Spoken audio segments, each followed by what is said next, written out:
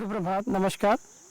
मेरा नाम राजेश भट्ट है और मैं कॉर्बेट लैंडस्केप में काम करता हूँ सर। अच्छा, थोड़ा अपना काम के बारे में बताइए। जी, मैं विगत 30 वर्षों से जो है एक पर्यावरण शिक्षा पर कार्य कर रहा हूँ, जो मास एनवायरमेंटल एजुकेशन के लिए, जिसमें स्कूल्स और लोकल कम्युनिटीज़ के साथ। और दूसरा मैं जो काम कर रहा हूँ अभी वो लाइवलीहुड जनरेशन के लिए यूथ्स को जो है मैं प्रमोट कर रहा हूँ और उनको जो भी मैं सीखा है उसको दिशा निर्देश कर रहा हूँ उन लोगों को। और तीसरा जो है मैं वुमेन एम्पावरमेंट के लिए भी थोड़ा सा काम कर रहा हूँ, उनके लिए भी जो है लाइवलीहुड जनरेशन के जो हमारे पास वो ऑप्शंस हैं उन तक उनको पहुँचाने का प्रयास कर रहा हूँ। और चौथा जो है मैन एनिमल कॉन्फ्लिक्ट उत्तराखंड में बहुत ज़्यादा है, उसको एक किस तरीके से कम किया जाए उस पर भी जो है अलग अलग गाँव में कार्य कर रहा हूँ। तो आपने कब शुरू किया और थोड़ा सा यात्रा के बारे में थोड़ा बताइए। ये सर जो है 93 से मैंने ये काम स्टार्ट किया था और इस यात्रा में सबसे पहले जो हमने शुरुआत की वो स्कूली विद्यालयी छात्र छात्राओं के साथ एनवायरमेंटल एजुकेशन के लिए हमने काम किया। उनको प्रकृति से जोड़ने का, उनको एक बार कनेक्ट करने के लिए जो है हमने प्रयास किया। और वो कनेक्शन जब थोड़ा सा बड़ा हो गया तो तब हमें लगा कि अब इनको कहीं ना कहीं इसी कनेक्शन से एक प्रकार से जो है उनको किस तरीके से हम रोजगार से भी जोड़ पाएँ, जिससे कि उनकी आजीविका भी चले और वो अपने क्षेत्र में रहकर काम कर पाएँ और पर्यावरण को भी जो है वो सुरक्षा पहुँचाएँ, लोगों तक उसका संदेश भी पहुँचाएँ और उससे अपना इनकम जनरेशन भी करें। तो जब इसकी ज़रूरत पड़ने लगी तो फिर हमने इस दिशा पे काम करना शुरू किया। और ख़ास तौर पर जो है उत्तराखंड में यूथ नेचुरलिस्ट, जो बर्डिंग नेचुरलिस्ट हैं या नेचर गाइड्स हैं, उनकी ट्रेनिंग्स में मैं काफ़ी इन्वॉल्व रहा और मैंने लगभग 200 से ज़्यादा अभी तक का ट्रेनिंग्स उत्तराखंड में संपन्न कराई, छोटी बड़ी। और उसमें सबका उद्देश्य यही था कि उनको प्रकृति के इस विज्ञान से जोड़ने के साथ साथ उनको किस तरीके से ये इससे रोजगार का भी साधन अपना सकते हैं, इसके लिए प्रेरित करना था। तो उसमें से लगभग 300 से ज़्यादा जो है छात्र और छात्राएं अभी अपना जो है ग्रीन बिजनेस में काम कर रहे हैं और अपना जो है लाइवलीहुड जनरेट कर रहे हैं नेचर से ही, तो वो ग्रीन बिजनेस कर रहे हैं। तो ये अच्छा रिजल्ट था। उसके बाद जो एक और मूलभूत जो समस्या जो नज़र आई यहाँ पर जंगलों से, वो ये आई कि जंगलों पर लोग डिपेंडेंट ज़्यादा हैं और डिपेंडेंसी होने की वजह से कई जगहों पर ऐसी स्थितियाँ हैं कि कॉन्फ्लिक्ट की स्थितियाँ आ जाती हैं।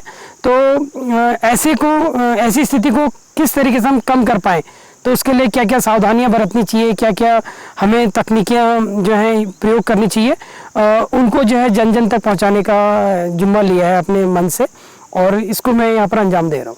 अच्छा, ये ग्रीन बिजनेस का आपने नाम दिया, तो इसमें किस प्रकार की चीज़? ग्रीन बिजनेस में सर जो है नेचर बेस्ड टूरिज्म है, उसमें बर्ड वॉचिंग, यहाँ पर बहुत बड़ा स्कोप है बर्ड वॉचिंग का। तो लगभग जो है अभी 40-50 जो है बर्डिंग गाइड्स हैं जो उत्तराखंड में अलग अलग जगह काम कर रहे हैं। तो जो मैंने सीखा था उन तक पहुंचाया और आज वो अपना जो है बर्डिंग बिजनेस में काम कर रहे हैं।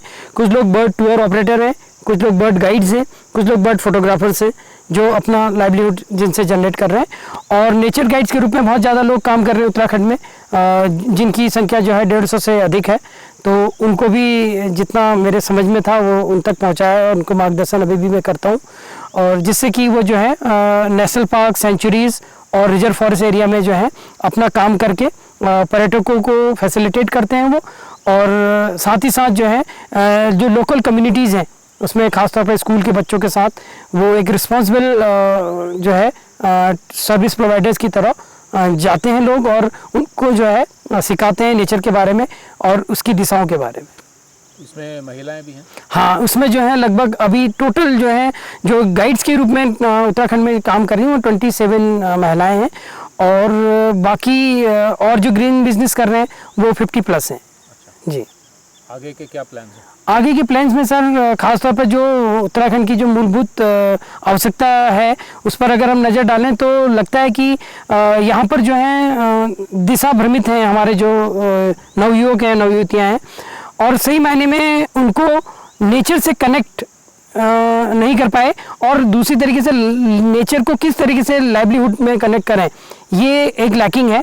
तो मैं सोचता हूँ कि ये जो दीवार है इसको एक ब्रिज के रूप में मैं बनूँ और लोगों तक, जन जन तक ये पहुँचाऊँ कि एक जरिया यह भी है बाहर महानगरों में भटकने से ज़्यादा बेहतर है कि अपने ही क्षेत्र में इस प्रकृति को भी आप इसकी अनुभूति भी करें और इससे लाभान्वित भी हों और अपने रोज़गार और जो चीज़ों को आप चाह रहे हैं वो आप यहीं उपलब्ध कराएं। रोज़गार के लिए इधर उधर न भटकें, आप रोज़गार लोगों के लिए मुहैया कराएं, क्योंकि अब बहुत सारे लोग जो हैं वो ग्रीन बिजनेस में आकर कई लोगों को रोज़गार दे रहे हैं।